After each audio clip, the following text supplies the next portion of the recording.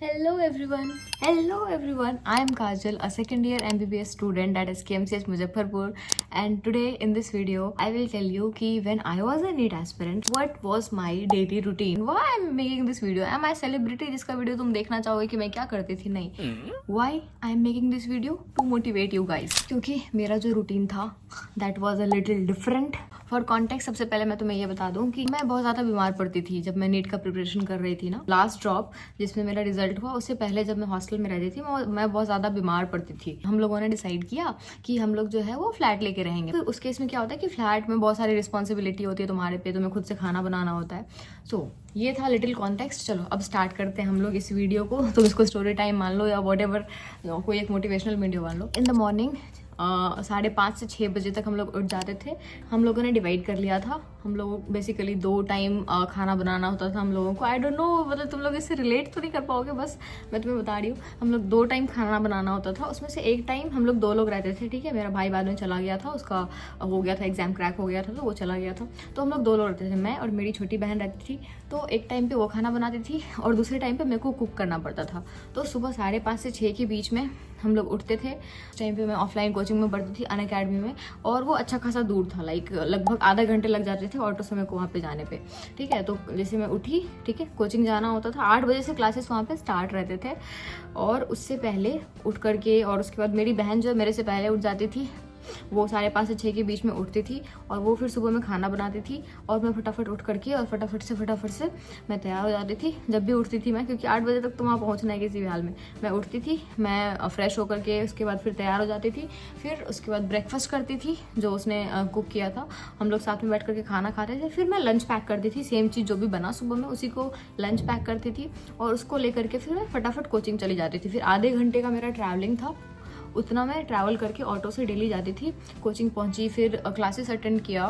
2 बजे मान लो क्लासेस ख़त्म हो गए तो फिर मैं क्या करती थी, 2 बजे के बाद मैं लाइब्रेरी में बैठ जाती थी. वहीं पे कोचिंग में बैठ गई लाइब्रेरी में.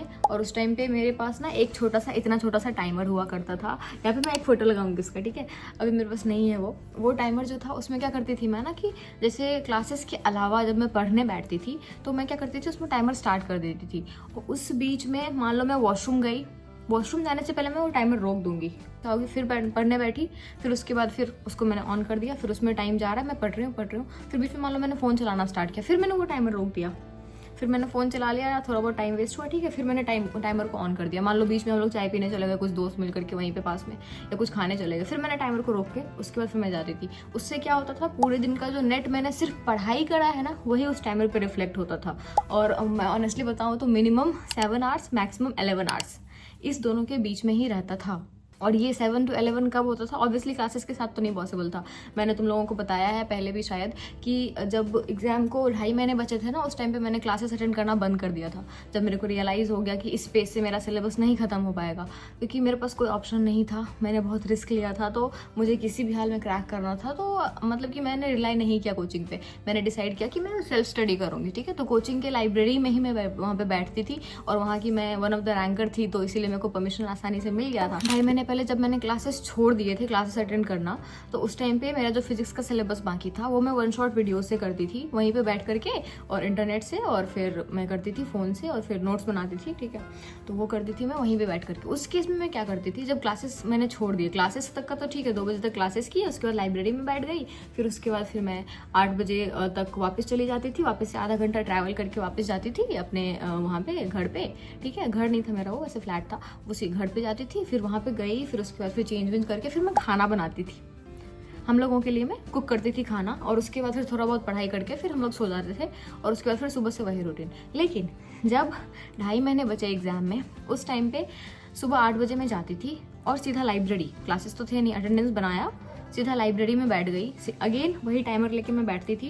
बीच में कुछ भी एक्स्ट्रा काम था, टाइमर रोक देती थी, ठीक है. क्योंकि मेरे को जानना था एट द एंड, मेरा टारगेट रहता था इतने घंटे मेरे को पढ़ने, और मेरे को जानना था कि मैं उतना पढ़ रही हूँ कि नहीं पढ़ रही हूँ. और वो चीज़ मेरे को बहुत मोटिवेट करता था. मान लो किसी दिन रह गया तो थोड़ा सा ऐसा लगता था कि यार आज तो नहीं हो पाया, बट किसी दिन हो गया तो फिर बहुत खुशी होती थी. मेरा एक बार तो मेरे 12 घंटे हो गए थे. लाइक 11 घंटे से थोड़ा ज़्यादा हुआ था, 12 घंटे तो नहीं हुए थे, आई विल बी ऑनेस्ट. तो मैं उस दिन बहुत खुश हो गई थी कि वाओ मैंने इतना पढ़ा है पहली बार. तो बहुत ज़्यादा खुश हो गई थी. तो उस टाइम पे 8 बजे मैं गई लाइब्रेरी में, 8 बजे बैठी, ठीक है. फिर उसके बाद बीच में एक लंच ब्रेक लिया. वो उस टाइम पे। फिर उसके बाद कभी कभी मान लो कि बहुत ज़्यादा फ्रस्ट्रेट हुई तो आसपास से कहीं से चाय पी के आ गई या फिर थोड़ा सा कुछ खा के आ गई बीच में।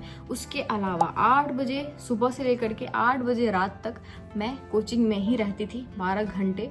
और उस 12 घंटे में से मेरा मैक्सिमम टारगेट रहता था कि एटलीस्ट 10 घंटे तो मेरे को निकाल ही लेना है स्टडीज़ का। और वो 10 घंटे कैसे निकलते थे, क्योंकि मेरा सिलेबस बाकी था फिजिक्स का, मेरे को निकालना पड़ता था, मेरे पास कोई ऑप्शन ही नहीं था।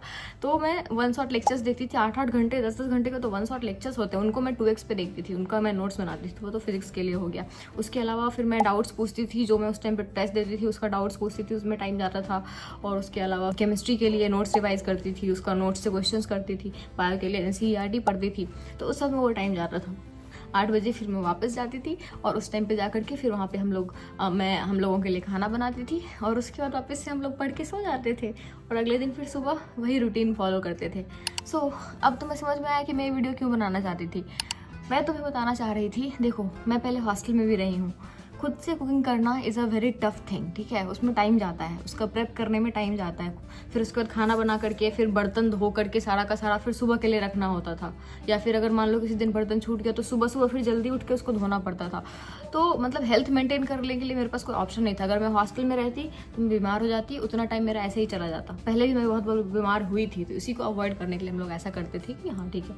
तो खुद से और ये चीज़ हुआ कि 1 साल में मैं कभी बीमार नहीं पड़ी जितने दिन हम लोग रहते थे वहाँ पे। I am trying to tell you कि इफ़ यू आर डेडिकेटेड, तुम किसी भी चीज़ के साथ प्रिपरेशन को मैनेज कर सकते हो। मैंने कुकिंग के साथ मैनेज किया। और सिर्फ कुकिंग नहीं, बहुत सारी रिस्पॉन्सिबिलिटीज़ होती है। मान लो अचानक से राशन खत्म हो गया, जाके राशन लेके आओ, सामान लेके आओ, कुछ भी खत्म हो गया, बीच में कुकिंग कर रहे हैं, गैस खत्म हो गया सिलेंडर में, अब सिलेंडर उठा करके जाके पहले भरा करके लेके आओ। I don't know, I think I sound funny but it is what it is. मतलब यहाँ तक पहुँची हो तो obviously I will embrace the journey. I made this video just to motivate कि अगर मान लो कि तुम्हें लग रहा हो, तुम कंपेयर मत करो। देखो मेरे कॉन्टेक्ट में बहुत सारे ऐसे लोग भी थे जिनको कि सब कुछ किया कराया मिल जाता था, सब कुछ, उन्हें सिर्फ पढ़ाई करनी थी। अगर मैं सोचती कि यार उनको तो इतना घंटा मिल रहा है, मेरे को इतना घंटा मिल रहा है, नहीं, कंपेयर नहीं करना है तुम्हें। जो तुम्हारे पास है तुम्हें उसी में क्रैक करना है। अगर तुम किसी को देख के मान लो डिमोटिवेट हो भी रहे हो कि उसके पास ये है मेरे पास ये नहीं है, तो क्या सोचने से उसका वाला चीज़ तुम्हें मिल जाएगा? नहीं मिलेगा ना। तुम्हारे पास जो चीज़ है, जितने रिसोर्सेज है, तुम्हें उतने में ही करना पड़ेगा क्रैक। तुम्हारे पास कोई ऑप्शन नहीं है उसके अलावा। तो उस चीज़ को एम्ब्रेस करो। अगर जितने तुम रूट्स से निकलते हो ना, मान लो तुम बहुत नीचे से आकर उठ करके ऊपर तक आए हो, तो वो एक अलग फीलिंग होती है। मान लो तो इतना तुम्हें एक्सपीरियंस मिल जाता है, ऐसा लगता है कि हाँ लाइफ में हमने कुछ तो उखाड़ा है। जो भी तुम्हारा सिचुएशन है, मान लो कि पर्सनल लाइफ में तुम्हारे कुछ प्रॉब्लम्स चल रहे हों या मान लो कुछ भी हो रहा हो, सब कुछ सेकेंडरी है। तुम्हारा नीट प्रिपरेशन प्राइमरी है, तुम्हारा हेल्थ भी प्राइमरी है। ओनली थिंग, तुम्हारा हेल्थ प्राइमरी है, तुम्हारा नीट प्रिपरेशन प्राइमरी है। तो अगर हेल्थ में तुम्हारा कुछ इश्यूज आ रहा है, उसको तुम सीरियसली लो। मेंटल हेल्थ तुम्हारा खराब हो रहा है, तुम उसका ट्रीटमेंट कराओ, तुम therapy low. Therapy is very normal है, तुम्हें किसी को नहीं बताना है, मत बताओ, तुम ऑनलाइन थेरेपीज लो, ठीक है। तो बहुत सारा उपाय है। तुम बस खुद को डिग्रेड मत होने दो, खुद में कॉन्फिडेंस रखो। जो तुम्हारे पास चीज़ें हैं उसमें से तुम उपाय निकालो। हम लोग वैसे भी इंडियन लोग बहुत जुगाड़ू होते हैं, ठीक है। तो उसमें से उपाय निकालो कि तुम उस चीज़ का हेल्प ले करके तुम कैसे वहाँ तक पहुँचोगे जहाँ तक तुम्हें पहुँचना है। खुद के इंस्पिरेशन बनो। हाँ, अगर सामने तुम्हें दिख रहा है किसी का स्टडी मेथड ये बहुत अच्छा है, तुम खुद ट्राई करके देख सकते हो। अगर काम किया वेल एंड गुड, नहीं तो फिर रहने दो, कोई दिक्कत नहीं है। हर चीज़ हर लोगों के लिए काम नहीं करती। सारा स्टूडेंट अलग अलग होता है, सबका दिमाग अलग अलग होता है। हो सकता है तुम थोड़े से एवरेज स्टूडेंट हो, ठीक है, वो टॉपर हो, तुम क्यों कंपेयर करोगे? तुम एवरेज स्टूडेंट हो, तुम्हें थोड़ा ज़्यादा मेहनत करना पड़ेगा। उस चीज़ को एक्सेप्ट करो कि हम एवरेज हैं। एवरेज है तो क्या हुआ? एवरेज तो क्रैक नहीं करते हैं क्या? करते हैं। हाँ, वो टॉपर है, ठीक है, उसका होगा, लेकिन ऐसा जरूरी थोड़ी कि उसका होगा और मेरा नहीं होगा। I am average, I will work hard even more than him और हर, एंड मेरा भी होगा, तुम्हारा होगा। इतने में तुम कर सकते हो, ठीक है। मैंने भी किया था। मैंने फिजिक्स पूरा का पूरा लास्ट के 1 मंथ में किया था और मेरा सिलेबस जो है वो 20 दिन पहले ख़त्म हुआ था।